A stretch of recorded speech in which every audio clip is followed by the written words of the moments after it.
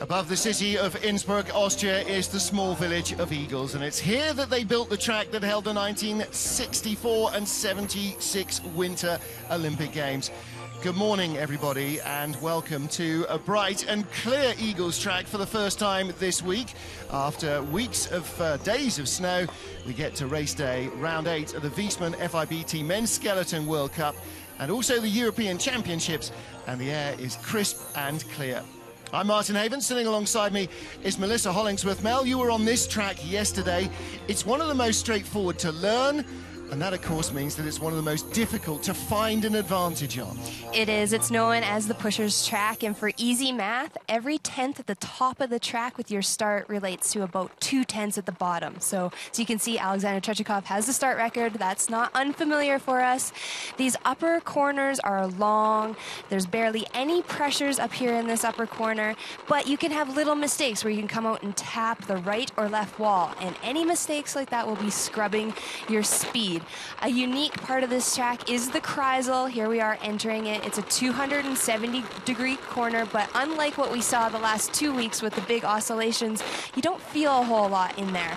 Going to corner 9, you're going to see a lot of sleds go high, come out, and hit this left wall before this big high corner 10. Now we're entering the highest speed portion of the track, where these athletes will be sliding about 120 kilometers an hour with their chins just mere centimeters from the ice. Well, the finish run is actually what attracts everybody's attention, because normally you just get an uphill straight. Here you've got a corner and then a very hard curve in the braking area, Mel, and you can damage yourself and your sled in there very easily. Yes, our physios have been working so hard on our necks this week, because you smash into those foam mats and then that abrupt left-hand corner. It's really hard on the body. Well, Martins and Thomas Dukos, the two Latvian brothers, are leading our World Cup rankings from Alexanders, Krökel and Trechikov. Frank Rommel, the only man other than Martins Dukos to have won a race this year, lies 5th ahead of Kristen Bromley, Dr. Ice. And there you can see the rest of our men's skeleton World Cup standings. Well, last year, it'll surprise you not greatly to learn, this race was won by Martins Dukos of Latvia. Yesterday, 2 of 5 contenders for a share in €100,000 went west. The 2 race winners in women's skeleton and men's skeleton were not the same, women's bobsleigh rather, were not the same as last week in Koenigsee. So Noel Piker's pace and Kaylee Humphries both lost out on the chance to continue their 3-race streak to Sochi. However, Martins Dukos has the opportunity to do that here today. And Mal, all right, he didn't manage to win in Whistler, but he's already had 6 wins from 7 starts and a silver medal. So, got to say, his form is still holding up well. Yes, but the Russians did spend extra time here. They did the IC race instead of the Altenburg World Cup race. They knew that this race was important, one for the European Championship title, also for that opportunity at that €100,000 at the end of the year. Well, of course, if you win now, all you do is block somebody else from being able to get it. But yes, you're right, the European Championship title, Russia claimed 1, 2, 3 in yesterday's Women's European Championship title, and a brand new first-time winner. Well, we're probably not going to have a brand new first-time winner in our men's competition. The battle lines are too closely drawn. You see the start list in front of you. Alexander Krökel will be first to go. And it did seem yesterday, Mel, again, for the first maybe 4, 5, 6 starters, the grooves at the start area were just a little frosty and sticky. Unbelievable. You put your sled down in that groove, and usually it tries to track away from you. And it was solid. It was stuck in the groove. So you're going to see some start times that are a little bit off. If you make a mistake technically, right away, that will be hundredths of a second that will be to your disadvantage. Fans from all over the place here. The Austrian border not too far away, nor are we too far from Germany or Switzerland. So there's an awful lot of across the mountains fan club travel. We get ready for the start of round 8 of 9 of the Wiesmann FIBT Skeleton Men's World Cup. Before we get to the final race in Sochi, Russia, we have the World Championships. But at the moment, everybody is concentrating on trying to get the best out of this Innsbruck track. Our first slider is young German Alexander Krökel, 2011 Junior World Champion, 22-year-old policeman from Oberhof. 5:12 start. Track start record is a 4:78. Yeah, I would suspect that that groove is pretty sticky still. Yeah, we're not sure exactly what the ice conditions, the times are going to be like until Krokl and maybe the next slider come down, but you could see when he was pushing his sled, he was bobbing back and forth. That means that it was grabbing his sled and kind of popping him opposite directions. You want all your momentum going forward in this sport. Well, it's been barely over 0 for the last 2 or 3 days, but yesterday it was -8 as we left the track at 7 o'clock and didn't get any warmer during the nighttime hours, so it's pretty frosty as well. Yeah, and that frost can actually create a bit of a dust on the top of the ice. You can see him moving around with his legs, skidding a little bit. This ice is going to be quite a bit different than training. 53.89 slide. That's 1.2 seconds outside the all-time track record. Martin Stuko set that, winning here in December 2011, beginning of last season, the first race of the season. So you can see here he's pushing his sled. We're used to seeing it rock up and down, but he gets out to the side a little bit, pulls him back towards the sled. That means that it's sticky in his power. He's just not strong enough to keep it going forward. Has a bit of a skid coming out of corner 9 here. You can see the runners aren't going straight. His legs are like a pendulum behind him. He's trying to get a hold of that sled going straight, but it's really difficult with hard ice like this. Well, unlike Koenigsegg last week with no straights, there are 2 here out of 7 and out of 9 of the critical exits. Now, Erik Nielsen of Canada spent most of yesterday in bed feeling very wretched, and I spoke to him this morning at arm's length, I have to say, because his fever is one that seems to be going the rounds. Let's see if he's got jelly legs or whether there's any power left this morning. That's not bad. 5:08. Yeah, it's always unfortunate to get sick on tour, but really, if it had to happen, now's the time to happen. You have a couple of weeks before World Championships in St. Moritz to get it out of your system.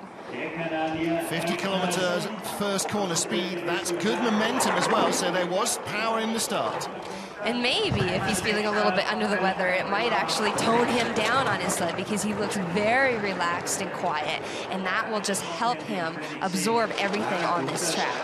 You can see he's in green at the moment. That means he is up on time, 1700s, as he gets a little tap there out of 9. Little tap, but at least it was straight angles, and his runners were not going sideways. Highest speed so far out of the 2 sliders, 119.6 kilometers an hour. All right, so 53.89 is the bogey time, 53.65 is the time for Erik Nielsen. Maybe he ought to get sick more often. I'm sure he won't thank me for suggesting that. Yeah, well, you know, when you've got a fever anyway, he said, I don't need to do much to warm up because he's feeling pretty hot anyway. You can see it's not too difficult of a track. That was a great entrance into corner 9. He does take this hit, but his runners are going straight. He did not go sideways into that hit or sideways coming out, so it didn't hurt him too much. Or he's going to have a bit of that flop off of corner 12. Yeah, well, looking pretty happy with that. We're used to seeing Erik throw his mouth guard, not actually drop it. A little too cool for school there. Next up is Germany's Frank Rommel. Now, like most sliders, Mel, he'll know this track very well indeed. It's not a German home track, but it is so close. You know, we're as close to Munich as we would be if we were in Koenigsegg, so I'm sure that he knows this track as well as anything else. Yes, any sliders coming up in the ranks. There's many development races here, lots of selection races here. It's a very even playing field when it comes to experience on this track. 5:17 getaway. He laughingly last year called himself the grandfather of German skeleton. He was just 27 years old, but his 2 teammates were both rookies and both in their very early 20s. He's married. He got married this last summer to Julia Eichhorn, a former German slider, so we know that she's at home watching right now and cheering, of course. Yep. It was good to see her back at the track. She was in Koenigsegg last weekend. 1900s back, so he's closed the gap, but does not seem to be finding the speed. 99.8 is quicker than we've seen. 21.7, here we go. And then, let's see if this track is long enough for Frank today. 700s behind at the last clock. He's in front by 800s at the bottom. And Mel, you know, for all the fact that it is so well known, there are some folks who find more time in corner 14. And it's hard to imagine how you can do that. Yeah, well, that was clean entrances into corner 9, just really smooth. He came out of corner 9 on the right side. He didn't come across and skid and hit the wall, so that's where Frank's advantage came from, and almost 2 kilometers an hour faster. He's not the strongest starter, but he wasn't that far behind Krokl, so that's going to just help him in this field. Great form on the sled always. Aerodynamics is key. Here he is in this labyrinth, low on the sled, minimal work, he's over 2 kilometers an hour faster than the next slider. That's again like Koenigsegg, such a quick labyrinth. The corners just follow so fast that you can really lose speed easily. Next up is Christopher Groothair. He is our junior world champion for this season in men's skeleton. Groothair, World Cup rookie, just 20 years old. Started as a ski jumper, so you imagine his mother was actually quite pleased when he took to the crazy sport of skeleton, because at least when you hit the ground, you're starting from a much lower vantage point. I agree. And he was only 100th faster than Frank. That goes to show that Frank actually had a great start. Tied for the lead with his teammate. Wavering plus or minus at the moment. Just a fraction slower, 87.5 to Rommel's 87.9. Clean exit of Kreisel. Let's see if he can get into corner 9 early and come out without that hit. Same line as Frank, smooth and just off that right-hand wall. 62 miles an hour at that stage and still accelerating hard. Here they're already up to 75 miles an hour, and that's just a couple hundred feet afterwards. And still accelerating to line. 53.78 sees him in 3rd behind Frank Rommel and Eric Nielsen. Yikes, and that wall on the right-hand side there has accounted for a lot of injured athletes and damaged sleds in the many years it's been there. And it's really unfortunate because it's not even up to your driving ability. You can come down this track and you're just so fearful of that wall. You can see this is why Eric stayed ahead of Christopher, because he was a 1/10 of a second ahead of him here on the start, and he was 2/10 ahead of him, or about a 1/10 ahead of him down at the bottom. So that shows how important it is your start is. You can see those blue lines in Kreisel. Everyone's going to have a little bit of a different line, but that's a really good mark for you watching to see where the athletes are in the corner. Well, Sergei Chudanov of Russia is next up, and the Russians will definitely be hoping to emulate what the women did yesterday. There in the bright hat is our winner from yesterday's race. Her first ever World Cup victory and only her 3rd start. 28-year-old Chudanov, a little bit more of a veteran, but he needs to get some power in this start to stand a chance, and he does. 5.08, that is the same as Eric Nielsen. 900stel im Augenblick sein Vorsprung. Und vielleicht ganz interessant, Heiner, das ist Weltcup an 15 Stelle gelegen, aber startet unter den Top 10, weil das Chudanov, he always has some big peaks and valleys with his starts throughout the season. You can see that his training program is periodized specifically so that he actually peaks in St. Moritz and at the end in Sochi on his home track where the Olympics will be next year. I would say that he's one of the taller sliders, the heavier sliders, and that's going to help with your speed down at bottoms of the track. 100 kilometers an hour, I don't know if we've seen that at a corner 9 yet. Not so far, no. He is the fastest. That could put him 121.2. So he has the lead by 1300ths of a second over Frank Rommel. Now, one of the things that we see with Chudi is that consistency, he finds a little bit of a bugbear as well. And that's been very much the case with his teammate Maria Oliver. Yesterday, she was in a great position after the first heat and finally got 2 really rocking runs together, ended up on the podium. That's what he needs to. Yes, and with their sled setups, I do know that the sleds are very, very finicky. And so you have one small mistake and you put a big pressure into that sled, it's going to bleed a lot of speed for you. So it's just getting to know your equipment and obviously knowing tracks inside and out. And with Willi Schneider arriving and the coaching staff, he's brought Schneider sleds for all the athletes, so they are perhaps having to relearn. He has decent speed, but Frank Rommel still was accelerating away at the bottom. Another few more corners. Rommel might have still been in front, but there aren't any more corners. Alexander Tretyakov now, start draw number 6 is probably very favourable for him. Some of the frost to be taken out of the grooves. Is he in the 4s? He is, 494. That's a big start in this morning's conditions. He had a little bit too early and crossover into corner 2 there. You could see it pushed him away and he went up and down. Now, I don't know what that's going to do with his speed. He is a good driver. He's learned how to drive over the last few years. Obviously, that's why he's on top in the World Cup standings, challenging Martins Dukers for every podium spot. Well, he's got top speed so far through all the traps, 88 kilometres an hour. Nobody's been there. Will he be in 3 figures as he exits the Kreisel? It's got to be. He hasn't had too much of a drama. 100.4, still fastest. The gap's growing. 24 hundredths, 3 tenths, 122 kilometres. He's ticking all the boxes here, isn't he? He is. Well, this is laying down a massive challenge to Martins Dukers. 53.06. Wow, that is rocking. We're not used to seeing those types of time gaps either between sliders on such a short, easy track like Igls. So that goes to show that everything came together for him on that run. The shorter the track, the less time there is for all of that starting speed to be bled away. And he also had a really good drive. Clonked his head on the wall, I'm thinking there.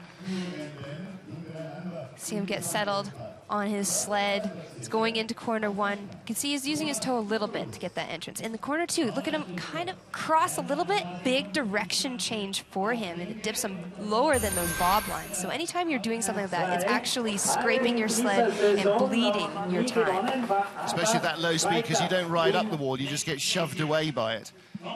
Well, Tomas Dukos and Martins Dukos of Latvia, first and second in our World Cup standings, are up next. Thomas is, of course, the older of the 2 brothers, now the elderly age of 31. But with that age, Mel, has come no dimming of their speed, and it just adds to their experience. 5:05 start for Thomas. A little bit of waving in corner 2 again. That's something that's really hard to feel as a slider because you are going so slow and that corner's sort of dropping away from you. So you only notice when you make that mistake when you come out, if you're exiting too far to the right or the left as you're heading into corner 3. Well, we're talking slow, but even in those first couple of corners, they're still doing 30 miles an hour, which is way quicker than you'll be doing down an icy slope in your toboggan at home. So, oh, you see, yeah, and he just bumped the wall before going into corner 10. Well, he's still got speed, but he is behind, and this is nearly 3 tenths behind already. Tretyakov really had a very good run, 53.46. That's, you know, right in the rest of the field. Tretyakov has taken a big step forward in his first heat. Yes, and chewed enough to be ahead of him as well. Only by 200ths, but still, we're used to seeing Thomas and Martins come down and always having that #1 rank. Well, see, Thomas a 10th ahead of Frank Rommel. Okay, you give him that on the start alone here, so that's about right. But yeah, Chudy had a very good run, but Tretyakov, my goodness. He's coming out of Kreisel here. He dips down. You can see him actually move the sled, but now he starts to drift in 8 a little bit late into 9. Smooth, everything he's reacting, but again, this ice is different from training, and so their points of steering has changed. A little bit of a tap before corner 10. It doesn't hurt his entry so much, but it will hurt his speed. And that little skid he had to correct as well. Runners going sideways means it's not forwards. Martins Dukos now our World Cup points leader. He is the reigning European champion as well, which is of interest here because it is the European Championships and the winner on this track last year. Oh, and a #1 rank, 491. That's exactly what he needed to do so that he has that opportunity to overcome Tretyakov. In the last couple of races since Christmas, I don't think Tretyakov has outstarted Martins in any heats. Watch his form. He's so quiet on his sled. That's perfection. When you see sliders go down the track and you can't see what they're doing, you know that they're doing minimal work on that sled. Great exit there out of the Kreisel, quarter second up and just adding to the advantage all the time. 104 is the fastest speed now. It's 100.9 kilometers an hour. Wow, 122.5 kilometers an hour. He is flying down this short Igls track. Wow, great speed at the bottom and a new track record. Even the coaches didn't see that coming. 1/100th of a second quicker than he managed last year. That is amazing. Wow. Oh, wow. Well, last week he was one of 5 winners in Koenigsegg who had the first step in their belts of heading towards this €100,000 prize in the FIBT Triple Trophy. He may be moving a little closer. Perfect exit out of corner 10, just picking that line. You want to make sure that all the work's done in the pressure and that you're staying low in these corners, that your height's not high, so you don't flop off. And he's 1/2 kilometer an hour faster than Tretiakov in the bottom, which is quite a big advantage. Well, do you know, again, we talked about this last week, Melissa Hollingsworth. It must be hard to coach this guy because you just look at the video and go, yeah, that's it, you got it. Next up, John Daly of the USA, and another big fast starter, 27-year-old, originally from Long Island, now Smithtown, New York resident. Let's see what he's got. Is he down into the 5.0s? No, 5.13. He just doesn't seem to have that explosive power in the last couple of weeks. Well, and right now in a lot of the athletes' training programs, they're getting ready for St. Moritz. So you're seeing people who are normally fast starters not so fast right now because they need to break themselves down so that they're fast for World Championships. And Daly actually had a mishap his last training run here 2 days ago where he lost his sled at a corner 14. That's the first time he's lost his sled in 12 years, he said. So that's playing on his mind too, which is unfair when you're on such an easy track to get down. You're worried about that braking stretch. Big skinny run through there, 9 and 10. And hitting everything down through the labyrinth. This is going to put him in 9th spot. Hang on to the sled hard now, John. You know the paranoia there is... Oh! And again, you know, when you hit those mats, Mel, there's no telling which direction you're going to go in. Exactly. You lose all control when you're sliding on foam. Yeah. That's disappointing for Daly, for sure. All little tiny mistakes adding up to being about 1.5 seconds behind. You can see late into corner 9, lots of height, sled direction's going to be changing quite a bit. A flop off here, and now they're, quite a bit of height. Have a look at that. That just gives you a great perspective out of 9.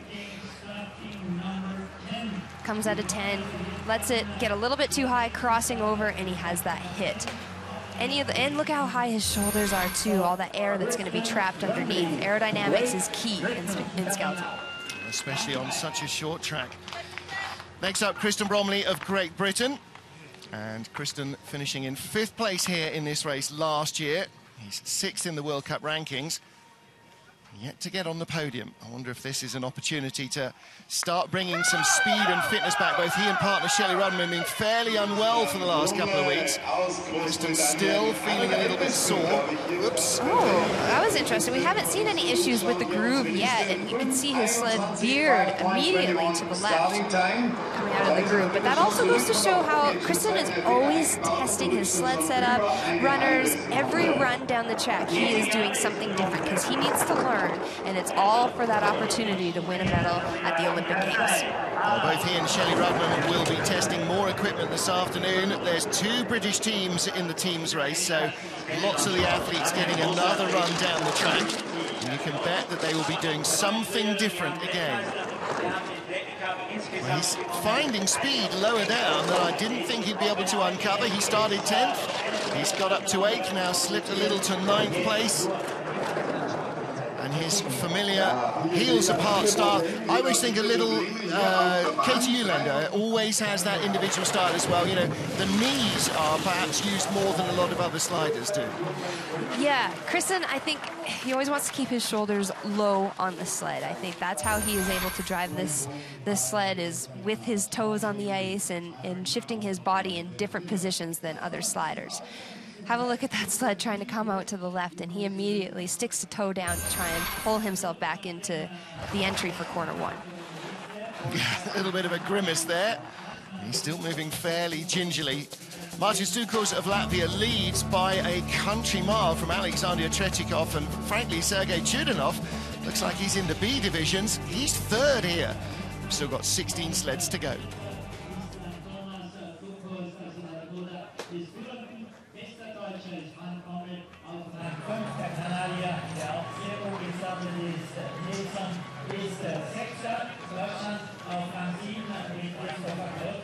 Und dann noch der junge Kröckel, Alexander Kröckel auf Rang 8. Bromley Christian, der Vierte, ist 9. Und John Daly, der US-Amerikaner, liegt derzeit an der letzten Stelle. Wie gesagt, die Kröckel hat jetzt ein bisschen Luft zum Durchschnaufen und dann geht es weiter. Insgesamt gleich 26 Athleten am Start und das ist wichtig, wird dann bei den späteren Startern wichtig. Nur 20 kommen in den zweiten finalen Durchgang. Ja, jetzt habe ich gerade noch mal geschaut, diese Laufschaft, wenn ich noch die Aktik der Seite hast du jetzt zuerst erlebt, jetzt habe ich gerade gesehen, auch hier haben wir einen Japaner dabei, die Iwazu Takahashi kommt ran und natürlich ganz interessant, vor allem aus unserer Sicht, Österreich und Sicht, wir haben natürlich auch zwei Eisen, sage ich mal so, hier an der Bahn. Raphael Meyer, der kommt in der Startnummer 17, das war gestern die Bürgermeisterin der Startnummer und Matthias Wittenberger, der kommt dann 2 später mit der Startnummer 19 an. Jetzt im zweiten Teil, nach den Top 10 der FIVB-Rangliste mit Startnummer 17, dann auch der erste Österreicher in der Bahn. Gestern hat es ja ein sensationelles Resultat für den Vorwärtsskeletonverband hier in Innsbruck Igls gegeben. Wir können nur gratulieren. Janine Flock wurde Dritte und jetzt geht es also dann weiter Dritte in der Europameisterschaft mit John Fairbairn aus Kanada, der mit der Startnummer 11 jetzt diesen ersten Durchgang fortsetzen wird. Janine Flock gestern also im Weltcup Vierte. Da waren 3 Athleten mit derselben Zeit unterwegs und in der EM-Wertung, also großartig. At the top of the ice at the Igls track in Austria is Johnny Fairbairn of Canada. 10th place in the World Cup rankings at the moment. A mechanical engineer, originally from London, Ontario, just outside of Toronto. Now lives and works in Calgary. Have to see how this sticky groove plays out for Fairbairn, who's a tall, maybe not as powerful of a pusher, 5'19". Yeah, that's a tough getaway when you've got Martin Stukers pushing in 91. Yeah. Melissa Hollingsworth sitting alongside me watching the action. I'm Martin Haven. Hello, everybody. 49.1 kilometres an hour translates as just over 30 miles an hour in the first couple of corners. And Melissa starting to pick up speed at a relatively gentle pace here. There's no massive acceleration points. Yeah, John has had great training runs this week, so hopefully he can try to get a... This is a clean run. I can't believe these lines. It looks amazing, but that goes to show how important the start is here. 120.8, he's finding decent speed down the bottom, 10th fastest at the start. He is still in 11th place though, up to 10th in front of John Daly, 53.96, so 300ths of a second in front of the American. And 300ths of a, not 300ths, 300ths behind Kristen Bromley. He is 2/10ths of a second in front of John Daly. And in a field of 26, John Daly might struggle to make the top 20 cut into Heat 2. Have a look at this start. You can see you want to stay as close to the sled as possible, and he dips inside that line a little bit. He could have taken a couple of more steps that would have helped his velocity, because as soon as you load on that sled, if it's sticky, it's just going to slow down. Great form by John on his SATE sled that he's been testing all week with different setups. You can set it up for every different type of track. Well, next up is our reigning Olympic champion, John Montgomery, in the booth with me yesterday calling the women's race. I wonder if he's found any tips on lines from that. Last weekend, really for the first time, Melissa Hollingsworth, he and his Mark IV Montgomery sled actually clicked. Finally got an Olympic qualifier in Kunizé last week. It's the confidence that he needed to make sure that he can stick with this sled that he has put so much time and effort and money into. It's been a frustrating journey, but you know, if he can win another Olympic medal next year, then it'll all be worth it. This is a good-looking slide. Ignore the gaps to Martin Stukers. I think we're going to have one of those days again. But he's in third place at the moment, wriggling away though down to 6th spot. It is. Oh, and a big skid going into 10, and you can see his kilometers per hour is a little bit behind everybody else. Still top 6, 119, not quite up to 120 kilometers now, so he might drop another couple of spots. And he is down to 7th place. Well, it is a large margin back to our race leader, 1.1 seconds. But then the gap from 1st to 2nd is a ridiculous 0.4 of a second anyway. John Montgomery in 7th place. Didn't seem Melissa Hollingsworth quite as relaxed as last weekend, though. No, his sled is really flexible. So you can see he comes out of Kreisel just a little bit too early, bumps that wall. It's going to send him late into corner 8. Here's a great view as he comes out. He's too close, his shoulders up, he's leaning away from the wall. Here he is in corner 9, big direction change as he heads up to the roof and dips back down. Just misses steer slightly here, and his runners are going the wrong direction. You want to see them going straight. That's just like hockey skates on ice, just power skid trying to stop. There is the Mark IV, and there is its creator as we get back to the top of the track with the USA's Matt Antoine. I was chatting to him in the hotel yesterday. He seemed pretty relaxed with himself. Let's see if he can translate that into speed on the track. Matt's now 27 years old, from Prairie du Chien, Wisconsin. Lists his occupation as being awesome. Well, let's see if he can be awesome. It's a little run into corner 1, and that puts him early into turn 2. 5:18 getaway, Melissa Hollingsworth. We're used to seeing Matt in the top 7 starts at least last year at World Cups, but he had knee surgery last summer, and he made that decision so that he can be in his best form heading into Sochi. And it's taken a big hit here this year, and that's tough when you don't have that key component to your racing. If you're starting that far behind, you don't have that advantage. But if anything, it's going to make him a stronger slider and a tougher competitor when he does get that start back. Absolutely right. And as you say, you sometimes as an athlete have to really look at the long term and know it's going to be painful, metaphorically as well as physically. And that's exactly what he's done. You don't get many opportunities when you're an Olympian to perform, maybe 3 times in your career, if you're lucky, will you get to go to a Games. And so they have to be a massive focus of your development. Well, 12th place run, still in front of John Daly by a 10th or so.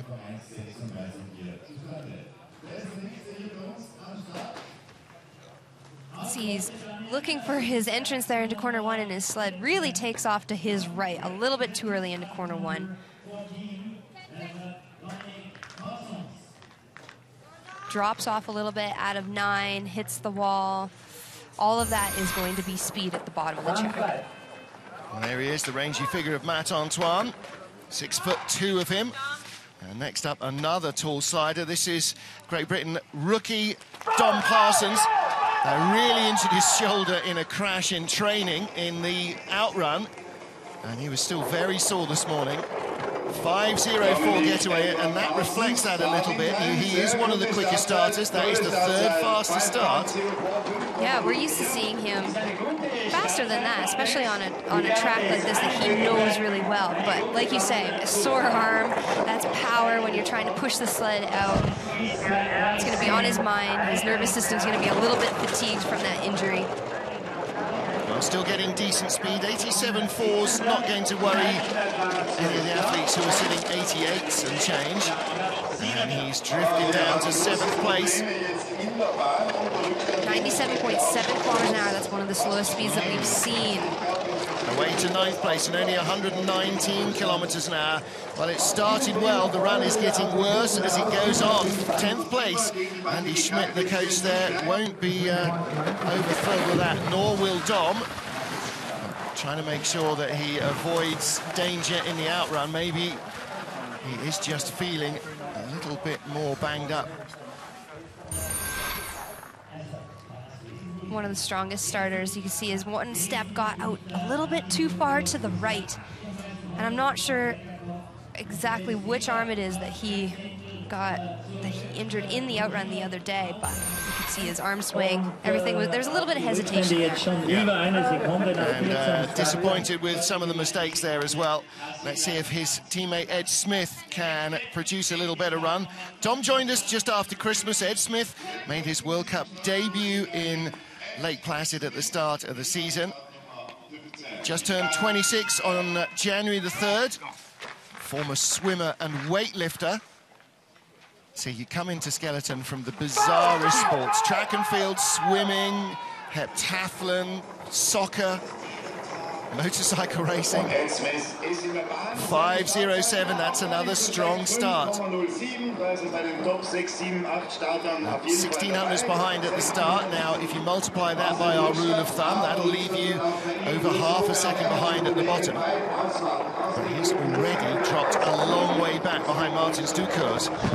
And it can be really confusing because you're seeing these clean lines, not big hits or skids so far, but it goes to show of earlier this week when there was a lot of snow, the equipment that you would choose is a lot different when it's clear and cold and hard ice on race day. Now you've got to worry about the setup. These two British sliders on their BlackRock sleds just not finding the speed at all. So if they've both gone for a similar runner choice that is not working today, I mean, you know, these are all the invisible questions that you never get an answer to because nobody tells you exactly what they're running on. Well, that's a very disappointing run for Ed Smith. Only 14th place and just no speed. He has nice form on the sled. He came out of that corner a little bit too early. You can see he just brushed the wall off before he went into Kreisel, a 270-degree corner. Had some pressure. It took him up above those blue lines and dipped back down. So you're wanting to try and find the shortest line between points A and B. That's really what you're trying to do with this sport. Next up is our sole Japanese representative this week, Hiro Takahashi, 28-year-old from Miyagi, which is in the North Island of Japan. There's his coach, Katsuhiro Koshi, a veteran slider who many fans will recognize. And he is now developing the sleds for the Japanese sliders as well.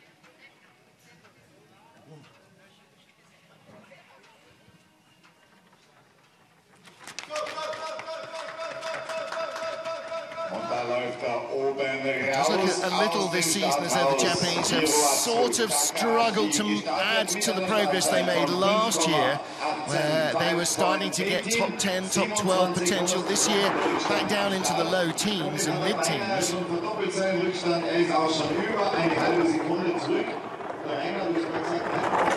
5:18 start. Again, already he is starting to lose speed very fast.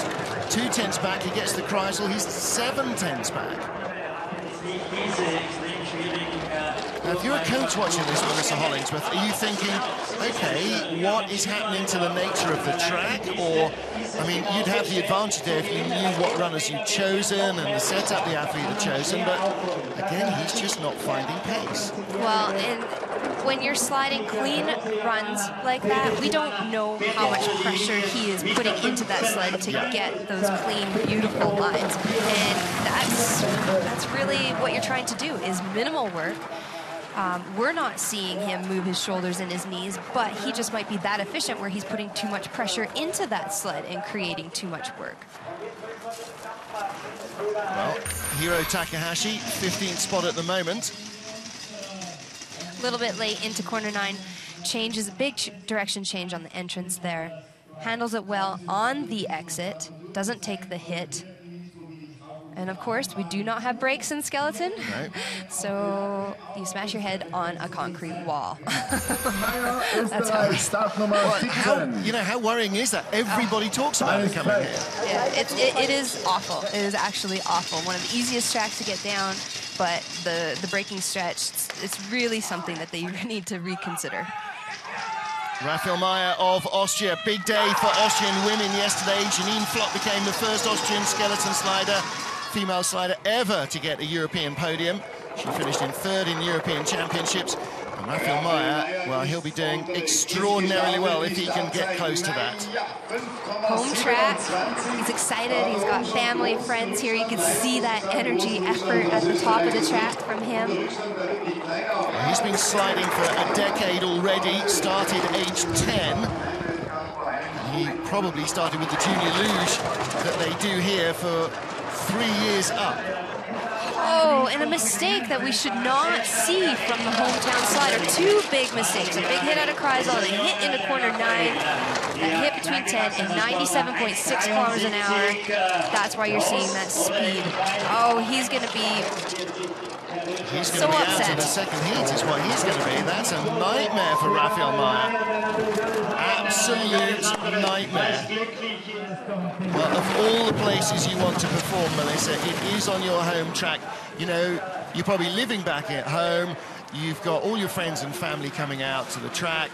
It's the place you know most intimately, and it goes and does that to you. Right here is where things start to go wrong. A little bit too much height there. Hits on the left-hand side and a skid going late into corner 8. Have a look at this camera angle. It's going to push him right over. You can see the snow flying off the wall. And a big hit before corner 9, which then puts him late. The sled's going to be skidding under pressure, which is going to slow you down. And then the typical direction change hit out of corner 9. So disappointment. That's tough when you have expectations when you come into a track, and that could be almost the worst thing for any athlete when you expect to do well. Well, real pressure now for Kyle Tress, 31-year-old from Lake Placid, originally from Doylestown, Pennsylvania. And this ex-basketball and baseball player has not made the cut the last 2 weeks. And that has got to be playing on his mind. Now, you know, you've got to avoid desperation, Melissa Hollingsworth, and try and put that completely from your mind and just allow it to happen. Yes, very true. Confidence is so important in this sport. It's such a mind game. Yes, you have to have the fast start, the driving ability, the great equipment, but if the confidence is lacking, then you're going to be beating yourself before you even load on that sled every time. I saw him at breakfast and he was pretty upbeat, but you know, when a golfer's got the yips, he's great until he's standing on the tee with a club in his hand. 98 kilometers an hour. Well, he is from 11th start in 17th place at the moment. 118.6 is not good speed at all down at the bottom. A lot more questions still than answers for Kyle Tress. He needs one really good heat to just give him that confidence back, just to remind him that he hasn't forgotten how to do this. Yeah, and when you're starting that far behind the field at the top of the track on such a short track that is relatively easy to get down, everyone has the same lines, and there's really just no opportunity. 17th of our 18 sliders. Again, it's possibly just that, you know, there's a tiny mistake on almost every corner, and that's what's taking the speed out of these sleds. It's really hard to see just watching to the eye, but everybody, it's a little bit different. You can see their form on the sled start to break. You know, with big hits or skids, obviously that's how you're going to know that people are making mistakes. A lot of noise again for our 28-year-old from Innsbruck, Matthias Guggenberger. Now, with his teammate Raphael Meyer starting at 10, he didn't come into the sport until he was 21, so he's actually had less time on ice than the younger slider in the team. Now that's a better getaway. That gives him an opportunity. Matthias has been battling a bad back injury all year. Sickness. It's been a really frustrating year, but you know, now he's at home. He can maybe let some of that go and just slide on all those hundreds of runs that he has down this track. Well, you almost need to switch into neutral, don't you, and just allow your instinct to take you, and it's led him astray there, I'm afraid. That's really interesting that we see both of the Austrian sliders take that hit out of Kreisel. Identical speed, 98 kilometers an hour to his teammate, only still in the 119s. Now, we thought that was quite good early on, but we've seen speeds of 122.5, 17th place. Again, you know, okay, so we're down below the top 15, but we are still seeing athletes struggle to make any impression on the guys that have gone before. Well, the body language tells you everything there, doesn't it? Kreisel, he gets above those blue lines, a lot of pressure, he dips down below, and right here, comes out, hits the wall. I bet you he was just as surprised as what we were to see something like that, because he should be flat through that corner, have a little bit of height, and shoot out. That's the line we want to be seeing, staying off the wall and just accelerating. And look what his face is. His face says, what the heck happened there? And that's exactly what we've seen from the last 2 or 3 sliders. Well, will we get the same reaction from Switzerland's Michael Hoefer? We'll have to wait and see. 26-year-old student, coached by Mickey Grunberger there, and with a Valser sled. Now, there's not too many athletes sliding on those, but again, Melissa Hollingsworth, this is such an intimately personal sport, you know. It is just about what works for the athlete. It is. You can have something that is successful under another athlete, a different sled, and it might not work for you because everybody has their own style, and yes, you have to learn the lines, and that's somewhat mechanical, but I really believe in the whole spiritual side of things, where you're just flowing, you're in the zone, you're connected to your equipment and reacting to whatever the ice is going to be giving you in that moment. Yes, you've got to be very zen. I mean, it is a vast dichotomy between the explosive animal at the start and the cool, calm, collected slider. Well, 20th place at the moment, still not finding any speed. 1:18.7 for Michael Hoefer. He will be in the race at the moment, but he will be on the bottom of the pile, and that means anybody goes quicker, he will be out. See him hanging onto his sled very tightly as he crashes into those mats. Well, again, that's counterintuitive. The last thing your head wants is for you to go into these walls with the head sticking out first. It wants you to put your hands out to protect you. Of course, the first thing you can do there is damage your wrist.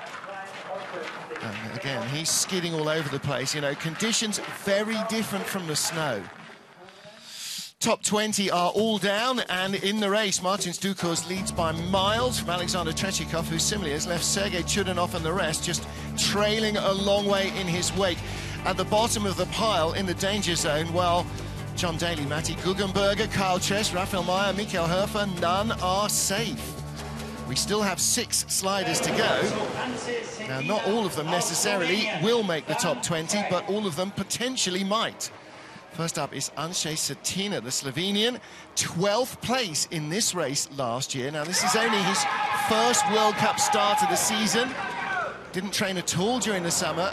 His father passed away last year, and he's been running the family transport business. So this is really, you know, almost like going out and playing a round of golf for him. It's how he relaxes. Well, that's fun. Yeah, well, you know, it takes all types. Yeah. You're one as well. Don't start looking at me like that. No, it is. It's true. You can see the training that we do in the summertime is very similar to track and field athletes. You want to have that fast, explosive start so you can have an advantage at the top of the track. And if you're not spending all of your time in the summer, it's going to be showing right around this time of the year. Absolutely right, and he's feeling the pace, I think, as well. You know, I was talking to him yesterday. He said, next year, I'm just going to have to sacrifice the whole summer because this is going to be, I think he sees potentially, Sochi, his last chance of going to a Games, because after that, real life is going to click in even stronger. Well, 54.55 sees him in 21st place. So unfortunately, not in the sort of form to repeat last year's result. It's a track he knows well. I think he'd be the first to admit that he's just not in the physical shape that he needs to be.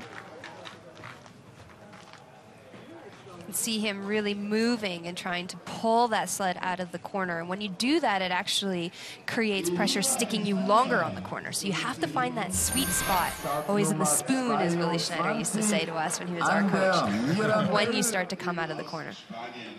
Well, next up is Spain's Ander Mirambel. For the first time in their World Cup careers, both Anse Cetina of Slovenia and Andy Marambel of Spain have had a teammate who speaks their own language in the World Cup in the women's race. So for him, that was a nice change, just to have somebody who also speaks Catalan, because there's not too many of them in winter sports. Und da läuft dann knappe 50 Meter, habe ich mir sagen lassen, nehmen die da Anschwung am Start. Well, he was very happy this morning. He trains in Barcelona with the Espanyol Football Club. They had a big win yesterday over rivals Mallorca, their third home win in a row, which he expressed with some surprise and delight. So you can take it as read that that's not a common occurrence this season.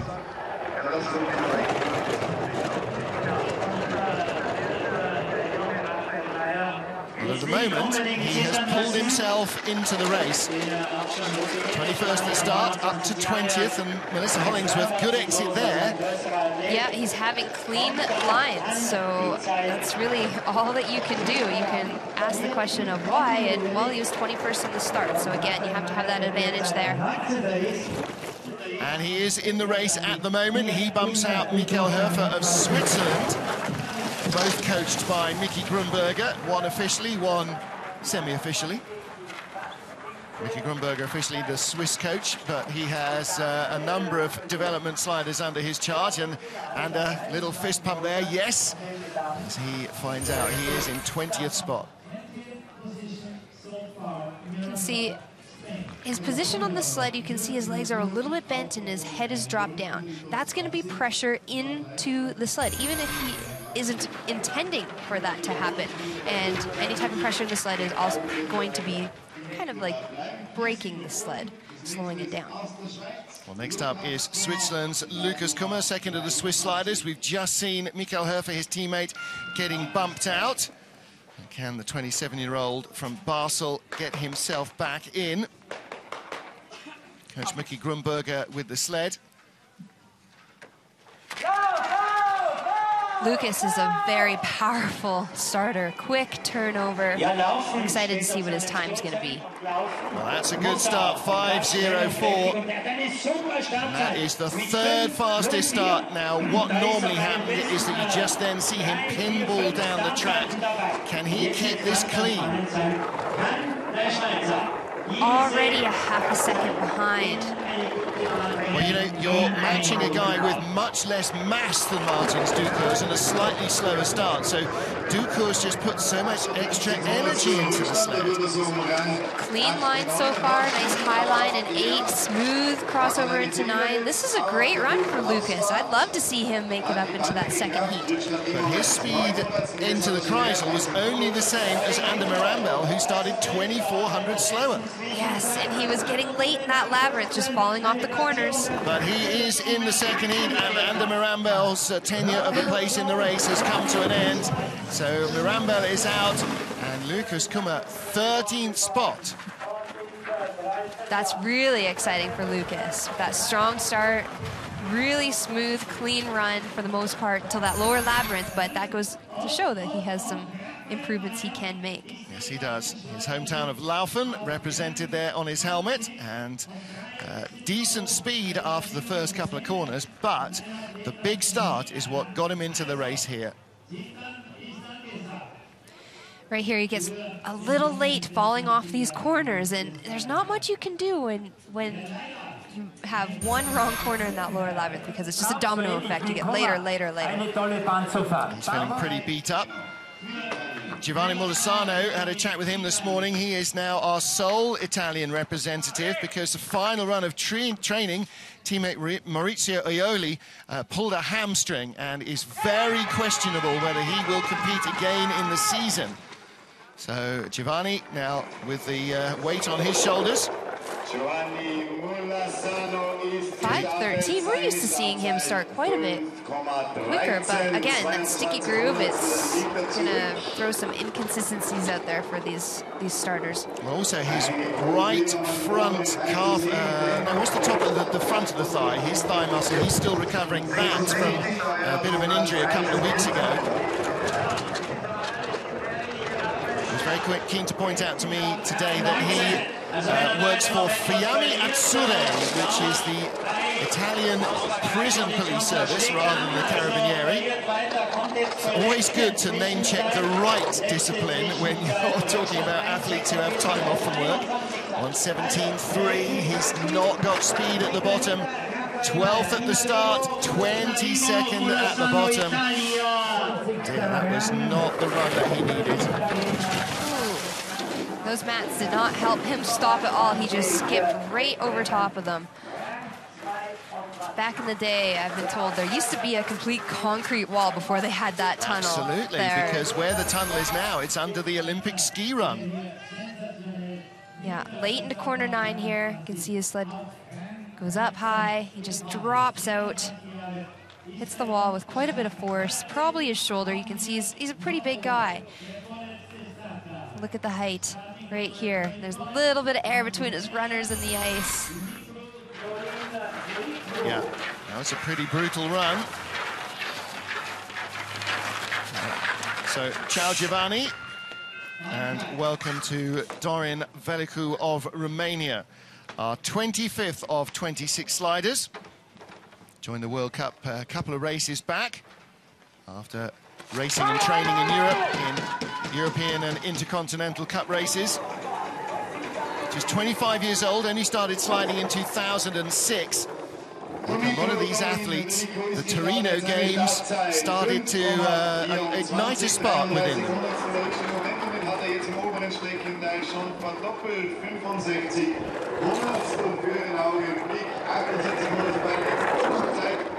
We talked about it in the women's race with Romanian sliders and in women's bobsleighing yesterday. They've now got men's skeleton and men's bobsleigh representatives as well. And Melissa, in the early days of the sport, nations like Belgium and Romania that are minnows now were giants. They were among the very best. And the Romanian winter sport program has sort of started from the ground up after the Ceausescu regime was overthrown. Suddenly, they started looking at other things to do. All learning fast. But the 25th place run shows that there is still learning to be done. Like all small nation programs, we talked about the pain that you've got to take to develop, and these are the guys, these are the crash test dummies that are breaking the ice for maybe another generation to come. That's why you'll see some great sliders retire and then move on to these small nations to try and help develop these sports, so that we can, when we do go to the Olympic Games, that everybody is quite competitive. Yeah, you want to bring knowledge from outside where none exists within. Well, he definitely showed us just those natural lines down the track of where the pressures are, and it gives you a huge appreciation for, you know, those top-end sliders, the Dukers brothers, the Germans, when they come down the track and they make it look so easy. Noise at the top from his dinner partners last night, from Gert Kutscher, a World Cup debut for this Dutch slider. Charming young guy from the Netherlands. 31-year-old athlete from Snake, former soccer player, and not an uncommon way of getting into skeleton. He was watching the Olympic Games from Vancouver with some friends. They were watching luge, and they were saying, hey, you're mad enough to try this. He goes, no, no, no, I'd only do it if they did it head first, and they don't do it head first. Eventually they found out, yeah, they do sliding head first. He went, okay, all right. I said I'd do it, so he went and tried it and got hooked. And that is what leads you into an Olympic discipline. Watching it on TV and bantering with your mates, well, very well there. You know, still Mel only in his second season on ice, so you are really looking at a rookie run. And again, you know, the lack of polish and the lack of intimate precision that you'll see from somebody with a decade or more of experience is very evident there. But again, from tiny acorns grow mighty oak trees, and he is making the first steps for the Dutch men's skeleton program in the World Cup. Wow, that was exciting. I do remember the first time I came here was in 1996, and that was a common line that would happen. You'd go into corner 9 here late, skid the sled, all of a sudden big pressure, you create a big pressure here and just fly out, sometimes go up on the wood. So, yeah, that brings back old memories. That you thought were long buried. Again, you know, The wall cam shows how close that came. And I guarantee if I was to take a trip down this track, his would look like the most smooth and polished performance, because he's got a couple of years of experience of how to slide this track. But the man who makes it look like he is on rails is our World Cup points leader, Martins Dukos. Last year's winner, the reigning world, European and World Cup champion. He is the man that everybody looks to for exactly what the quick lines are down this track. And Melissa Hollingsworth, again, he showed us in spades. Oh, beautiful form, always. And huge surprise having a track record on that type of ice. Yep. Well, I figured this morning it might be quite quick. Didn't figure it was going to be quite as quick as it is. Martins Dukos leads the race, and Latvia's Barmy Army are here, as they are just about everywhere else. Martins Dukos from Alexander Tretiakov by what would seem like an unchallengeable margin. And Tretiakov has got to be sealed into second unless he blows it, because he's a similar gap ahead of Sergei Chudinov. At least we should have a battle for third place. And further down, look at that. Kristen Bromley and Don Parsons tied to the 100th of a second in joint 10th spot. 20th place, Raphael Meyer will get a second go, and Mirambel will be among those who do not. 6 slowest sliders don't get into our second and deciding heat. And you can see all that action coming up shortly. Join Melissa Hollingsworth and me, Martin Haven, here live trackside at Igls with all the action from the second and deciding heat, round 8 of the Wiesmann FIBT Skeleton Men's World Cup.